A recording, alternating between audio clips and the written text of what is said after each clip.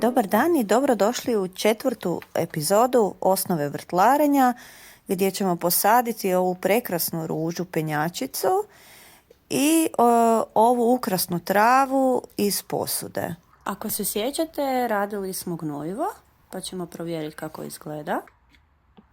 Evo možete vidjeti tu gore na vrhu se onako lagano pijeni. Znači svakih par dana kad se sjetim sa štapom malo promiješam taj sadržaj. Sjeća se onako jedan intenzivan miris kad otvorite, ali sa čepom se zaista ne osjeti.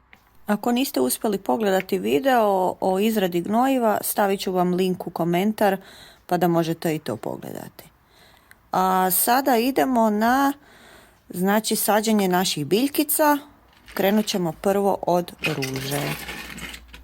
Ova ruža je u vrećici, odnosno golog korijena i trebamo je prvo staviti da se malo taj korijen namoči i upije vodu prije same sadnje.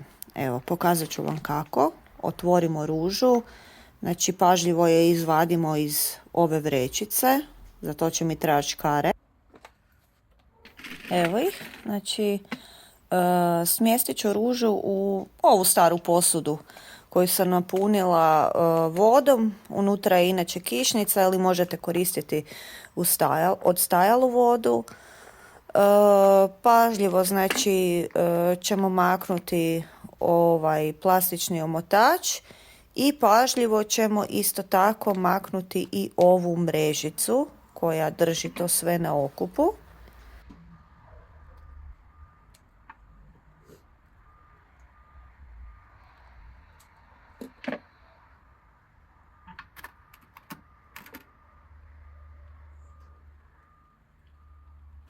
Vidite da se zemlja odvaja, znači korijenje nije dovoljno razraslo, a i suho je dosta, tako da ćemo ostaviti ovako malo da se namoči, a za to vrijeme ćemo se baviti ovom ukrasnom travom koju sam isto stavila ovako u pleh s vodom.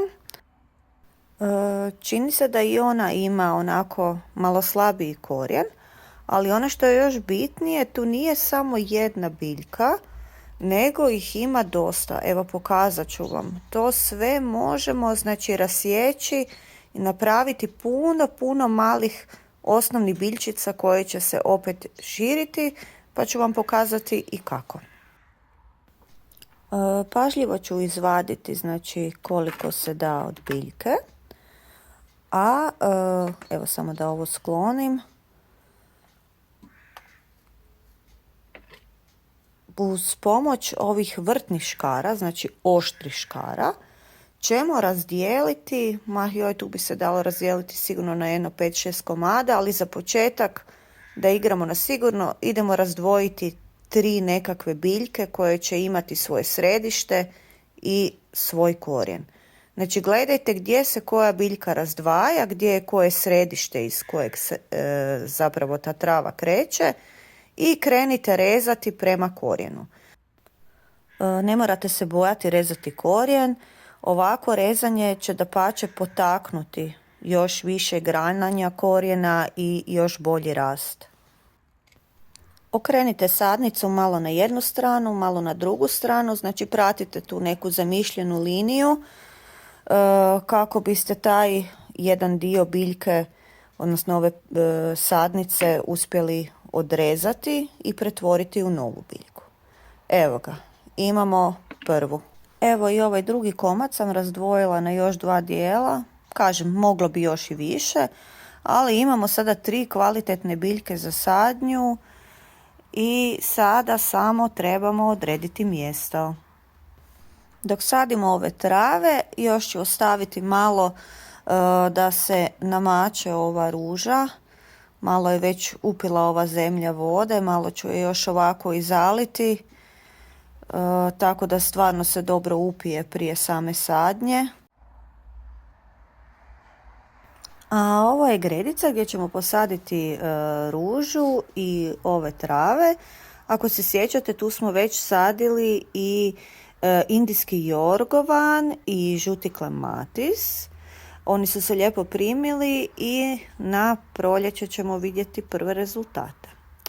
Ajmo prvo sa sadnjom ukrasne trave. Znači, rekla sam, ja ne koristim lopaticu, nego ovu sadilicu za lukovice jer mi taman uzme zemlje koliko treba. Prvo stavljam malo gnojiva koje ću izmiješati sa zemljom dole na dnu, tako da biljka čim počne rasti, znači čim se krene razvijati korijen, da odmah ima i hranjive tvari odmah u prvom sloju zemlje. Prva sadnica je posađena, sad idem na ostale i onda na ružu.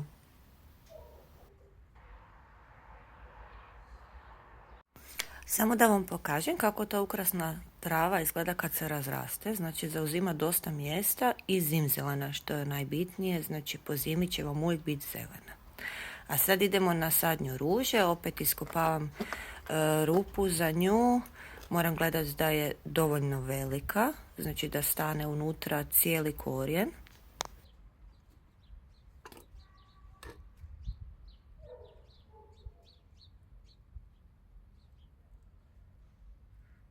Naravno na dno ću dodati malo gnojiva koje ću pomiješati sa zemljom, kao što smo radili i kod presadnica ove trave ukrasne.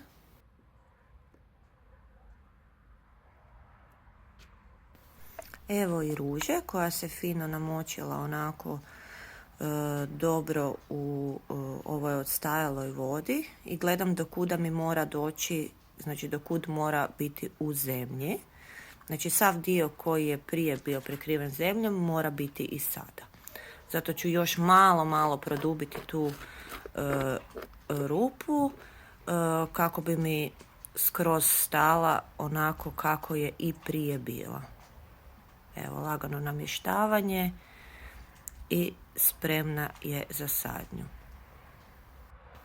Ono što treba paziti je da se znači dobro sve prekrije sa zemljom, znači do tog dijela, znači ne smije biti nikakvih rupa, korijen treba biti raširen i tada ima najbolje šanse za širenje korijena, odnosno uzimanje hranjivih tvari i tog gnojiva iz zemlje, kako bi rasla naravno što bujnije, da ne zakržlja i naravno lakše će se boriti protiv nekakvih bolesti ako ima zdrav korijen.